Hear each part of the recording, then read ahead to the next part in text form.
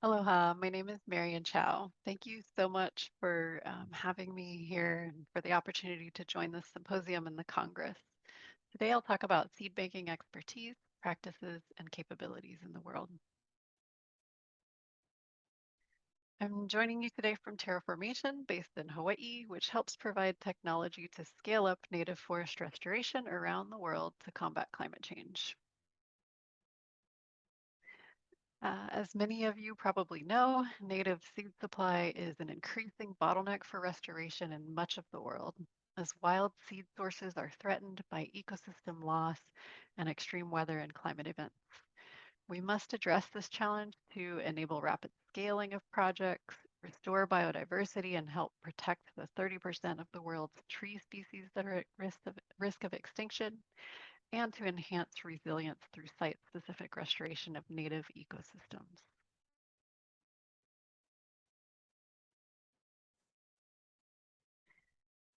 So one thing we do at Terraformation is help build capacity for restoration seed banking.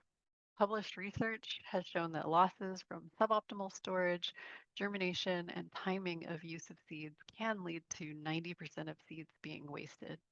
If we continue on that path, it will lead to unsustainable harvesting. But seed banking can help solve all of these challenges to avoid much of that waste. A network that connects large seed banks with smaller restoration seed banks could help us meet global goals for ecosystem restoration, and simple and low cost methods can be used to provide a steady supply of local seeds for restoration and also for emergency response after natural disasters like wildfires or storms. At Terraformation, we wanted to answer the question, how many seed banks are needed and where do we need them? We will actually be releasing a white paper later this month that looks at this question from a global scale. The first step of our analysis was to estimate the number of seed banks in the world currently. We used databases and seed bank networks, as well as internet searches and our own networks. And we excluded seed banks that store only agricultural crop seeds, but we included seed banks of any size as long as they use drying methods prior to storage and that store seeds from any native species. So we included them if they stored a mix of both native and crop species. In this map, the darker colors indicate more seed banks within a country. And you can see that larger countries and Western European countries do have more seed banks, which is mostly due to the country size and or a long history of seed banking. We can also see that Africa and most of Latin America especially need more seed banks. But in Brazil, we found 11 seed banks storing some native seeds, which is great. Only a few countries have more than that. If you think we might have missed any native seed banks in Brazil, I'd absolutely love to hear from you as we hope to keep on building on this study. Our second step for our study was to pair the country level seed bank data with some country level estimates of restoration potential. So the way we define restoration potential is the area of land in million hectares that could be restored. We based it on the Baston et al. Open source data set underlying the Crowther Labs Restore platform. But we went one step further and excluded boreal biomes because reforestation in those areas could potentially be harmful or very difficult. We did include the rest of the data set, even though not all areas should necessarily be restored as forests, because seed banks can actually support restoration of nearly any ecosystem.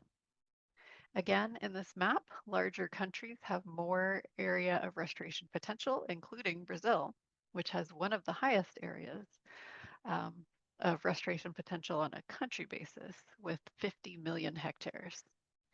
However, we can also notice that many countries in sub-Saharan Africa and Latin America have actually a high restoration potential per capita.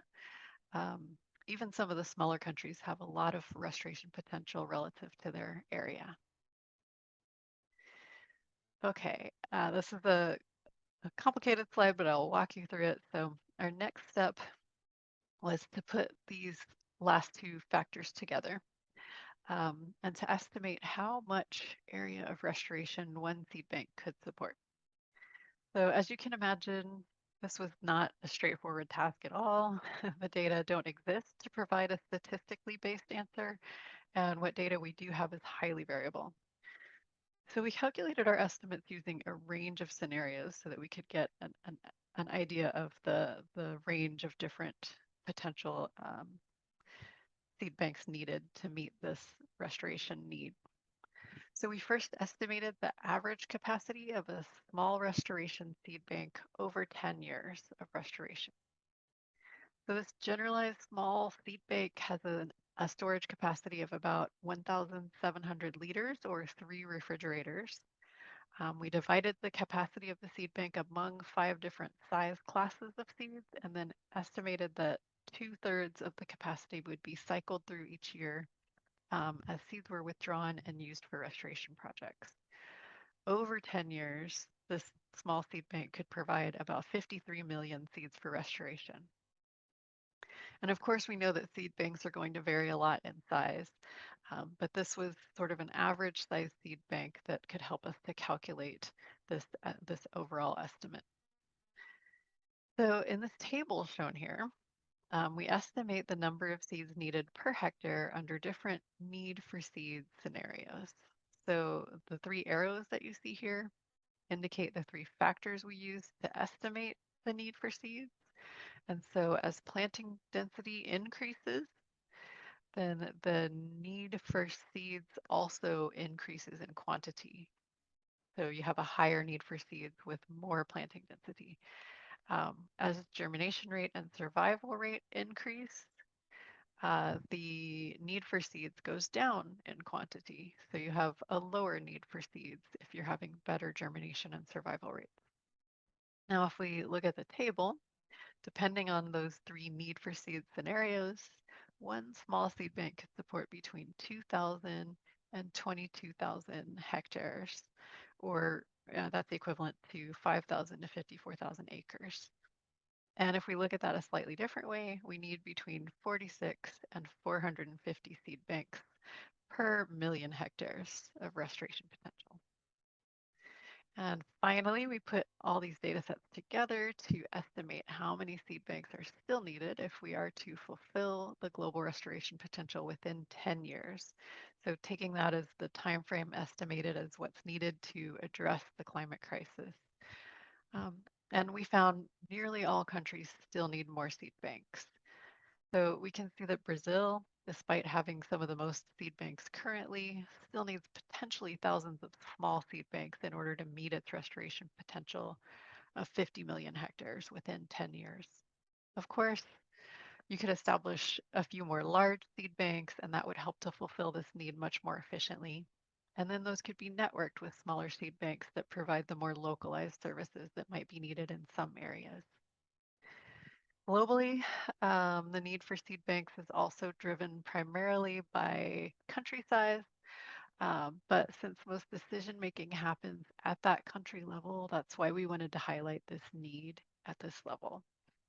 I did also want to call your attention again to sub-Saharan Africa and Latin America, where hundreds or thousands of seed banks are still needed. And so keeping that in mind, one thing that this study did not yet account for is restoration priority. So in another study you could be familiar with, Strasberg et al. Did a global assessment of priority areas for restoration based on biodiversity, climate change mitigation, and minimizing costs. And not surprisingly, the highest priority areas are mostly in the tropics and subtropics. And of course, that also includes much of Brazil. And even though fewer seed banks are needed in some of the tropical regions, each one can have a really high impact on restoration outcomes. And finally, I'd like to change directions and talk a little bit more about expertise and share a resource where you can learn about seed banking expertise around the world. I am also a co-chair of the IUCN Seed Conservation Specialist Group with 100 volunteer members in 25 countries around the world. And we built this seed conservation directory of expertise which is an interactive dashboard that includes over 450 experts around the world. And you can sort it and find experts by location, ecosystem type, many different aspects of seed banking expertise, and more. So we also encourage anyone with expertise to add themselves to the directory.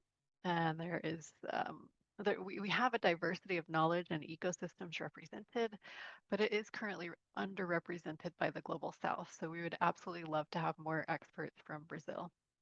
So you can find that on our website, or you can always contact me for more information about anything I've talked about today. And here's my email and our Terraformation website. And thank you again so much for this great opportunity. I'm looking forward to the rest of the symposium.